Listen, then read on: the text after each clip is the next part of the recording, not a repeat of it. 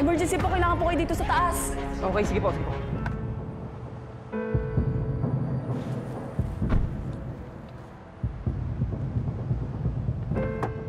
Andrea, dito na tayo. Halika. Oh, okay. Ha? Tara. Halika na. Halika, bilis. Bakit mo naman ako dito dinala, Joel? Akala ko ba pupunta tayo sa bahay mo sa Kalamba? Si Jeffrey nakiusap sa akin na dito na lang para mapuntahan ka niya. Ha? Joel, may mga nag-invest din sa akin ng mga taga-FNP. Ano gusto mo, kuyugin nila ako? Kinausap na sila ng nanay mo. Paano nalaman ni nanay? Nung may tumawag sa'yo, isa sa mga callers from FMP, si Angge. Siya mismo nagsabi sa akin, sila mismo ang lumapit sa nanay mo. Halika na, pumasok na tayo.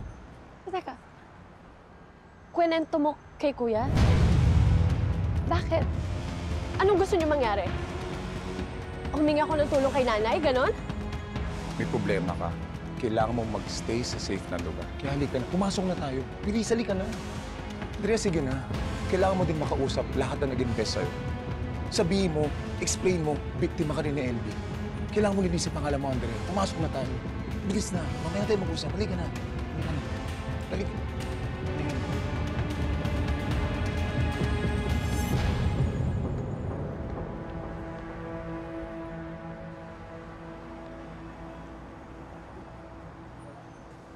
Halika na, masok na tayo.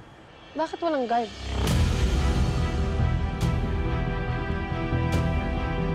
Hindi, Joel. Ayoko. Andrea. Ayoko humingi ng tulong kay nanay. Gagawa ako ng paraan. Ako nang bahala. Basta umalis lang tayo dito. Ayoko dito, please. Dali mo ako kahit saan. Wag lang dito. Ano ba? May problema ka. Pero pride mo pa rin ang iniisip. Andrea!